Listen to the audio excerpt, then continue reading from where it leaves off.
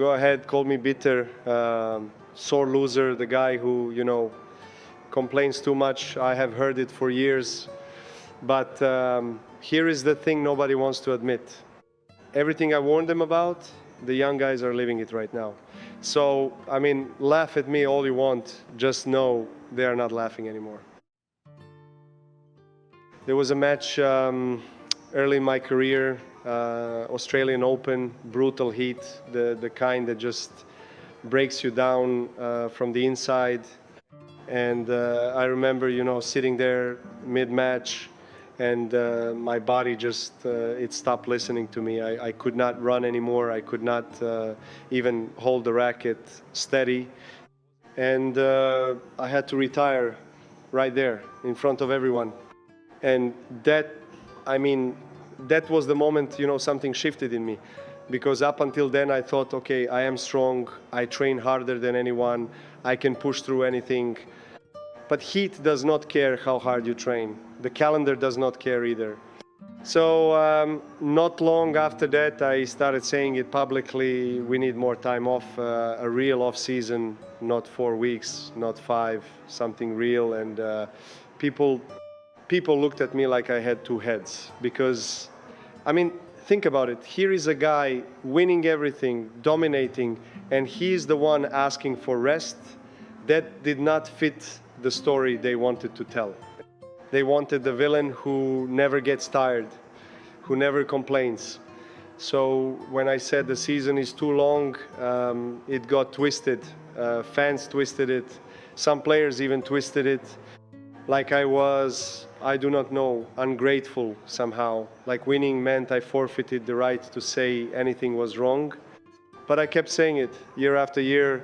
I honestly lost count of how many press conferences, how many different ways of saying the exact same sentence. The season is too long, we need change. And every single time, it was treated like background noise, something to nod at and move past. I remember, and this is the part that really gets me, saying it again much later, and a journalist actually pointed out I had been saying this for over a decade, and I just laughed because, what do you say to that? Yes, I have, and nothing changed. Years and years of the same warning, and the response was always the same: sympathy, a nod, maybe a headline for a day, and then back to business. And meanwhile, I started watching it happen to everyone else. Younger players, guys and girls pulling out of tournaments mid-season, injuries stacking up. Players who should be in their prime just breaking down physically way too early. And I would think, this is exactly what I was talking about. This is not new. This is not surprising. I told you, I told all of you, there is a strange loneliness in being right too early, because when I collapsed on that court back at the beginning, people called it an isolated moment. Bad luck, bad conditions, nothing systemic, but it was never isolated. It was the first crack, and I spent years, genuinely years, trying to get people to see the crack before the whole wall came down. I am not saying this to relive old grievances. That is not really the point. The point is, a season that never really ends is not just about tired legs or missed tournaments. It exposes something deeper about this sport, because when players are pushed to their limit, month after month, with barely any real recovery, you start to see who can actually survive it. And survival in this sport has always had a price tag attached to it, which brings me to something I care about even more than the schedule itself, and that is what happens to the players who are not at the top, the ones who do not have the luxury of picking their tournaments, the ones playing through exhaustion because they simply cannot afford not to. That is where this story really gets uncomfortable. Before any of the trophies, before any of the records, there was just a kid and a family that did not have much room to spare. My parents, they took on debt, real debt, borrowing money, just so I could keep going to camps, keep training, keep chasing something that had no guarantee attached to it. And I did not fully understand that as a child, to a kid, tennis is just tennis. But later, much later, I understood exactly what they risked.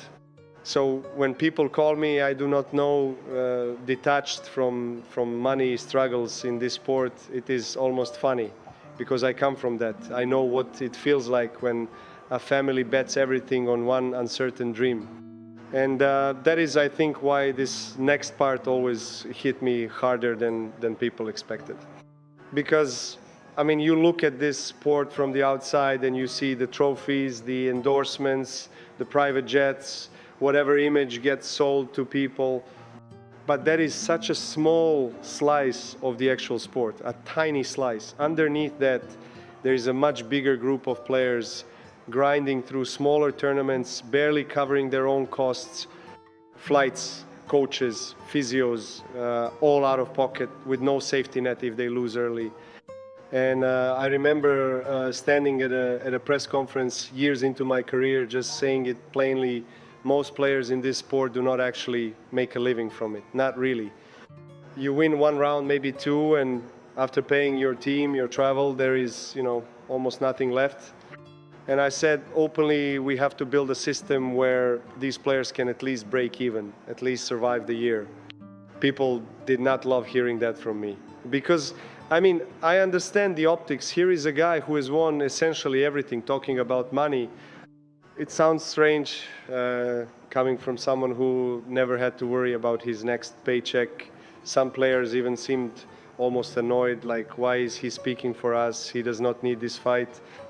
But that was never really the point. I was not fighting for myself. I was fighting because I remembered exactly what it felt like to depend on other people's sacrifice just to keep playing.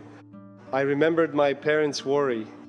And when you carry that memory, you cannot just stay quiet while watching hundreds of players live that same uncertainty year after year with no one really speaking up for them.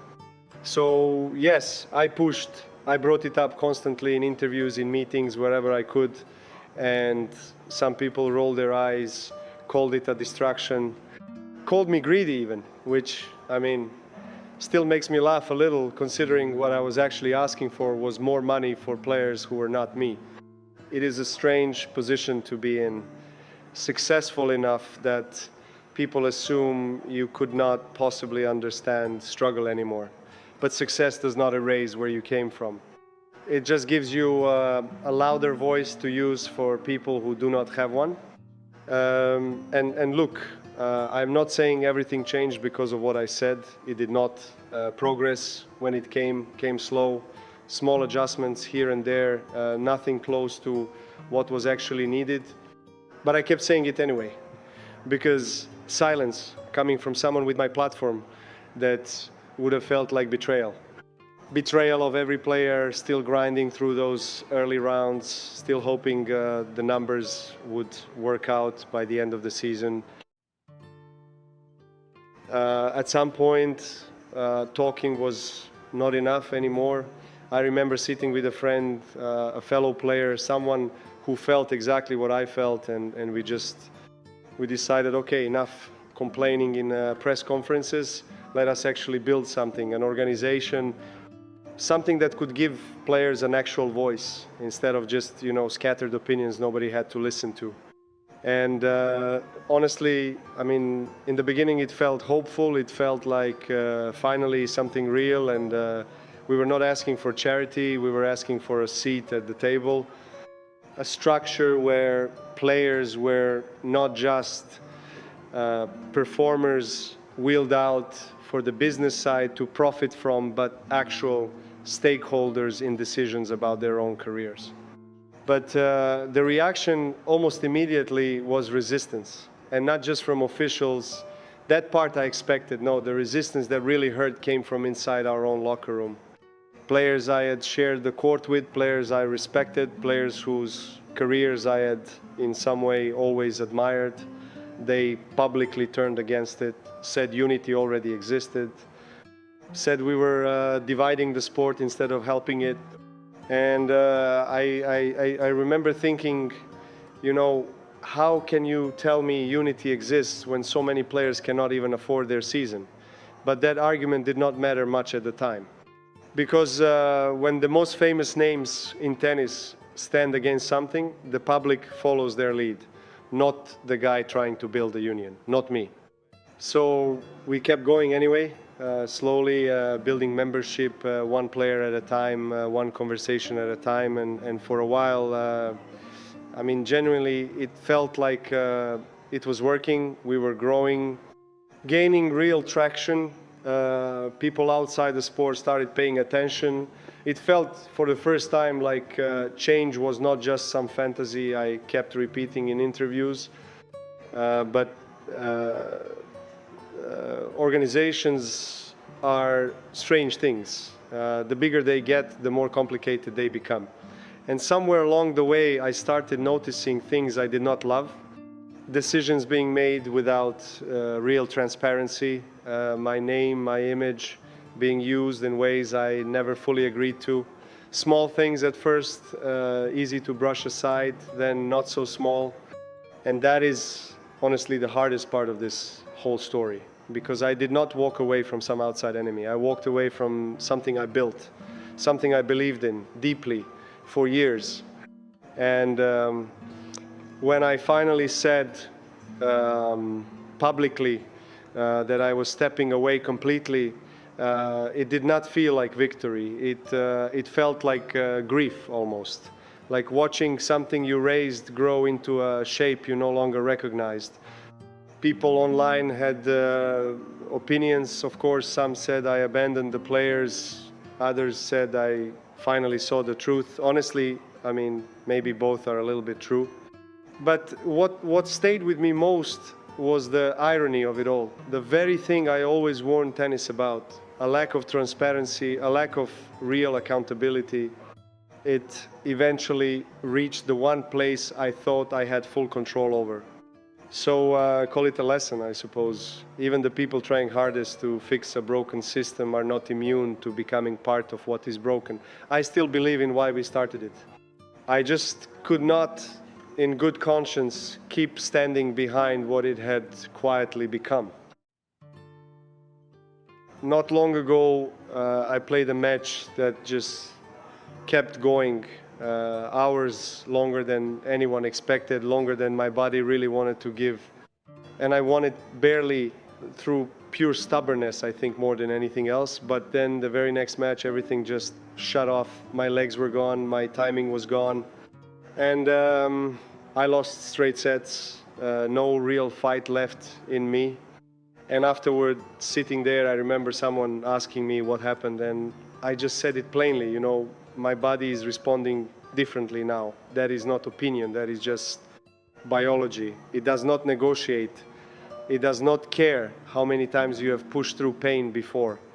And there was something almost funny about that moment, if I'm honest. Because for years, I stood in front of people saying this exact thing would happen. Not to me specifically, just to anyone who keeps demanding more from a body than it can sustainably give. And people nodded, sure, but nobody really believed it. Not until they felt it themselves. I think that is the strange truth about warnings in general. I mean, nobody really absorbs them until the cost becomes personal. You can show data, you can show other players collapsing, withdrawing, disappearing from tournaments early, but it stays abstract until it is your own legs failing you mid-match, until it is your own name on the withdrawal list. And I will admit there is a kind of loneliness in that, watching something happen exactly as you described it, years in advance, and getting no real credit, no real change, just a quiet, well, he did say that. That is not really satisfaction, it is just recognition arriving far too late to matter. I mean, I have made peace with that mostly. because being right early was never really about being proven right. It was about trying to protect people who are not being protected. Younger players, players without a platform like mine, players who could not afford to speak up the way I could. If nobody listened in time to spare them completely, at least, the warning was there. On record, impossible to say it came out of nowhere. So now, when I watch the next generation dealing with the same exhaustion, the same injuries, the same unfair system I spent years describing, I do not feel bitterness exactly. I feel something closer to recognition. Like watching a storm you predicted finally reach the shore, you do not celebrate it, you just quietly say, yes, I told you this was coming. And honestly, that brings me back to where I started this whole conversation. Go ahead, call me bitter. Call me the guy who complained too much, who saw problems everywhere, who could never just enjoy winning without pointing at something broken underneath it. I do not need that changed anymore. I do not need anyone's approval to feel like I was right. Because, the players living it right now, the ones whose bodies are breaking down exactly the way mine did, exactly the way I said it would, they are not laughing at those old complaints anymore. They are living inside them. And me, I am just still standing here, still playing, still speaking, still saying the same thing I always said. Not because I need to be heard this time, just because, some truths do not go away simply because nobody wanted to listen the first time around.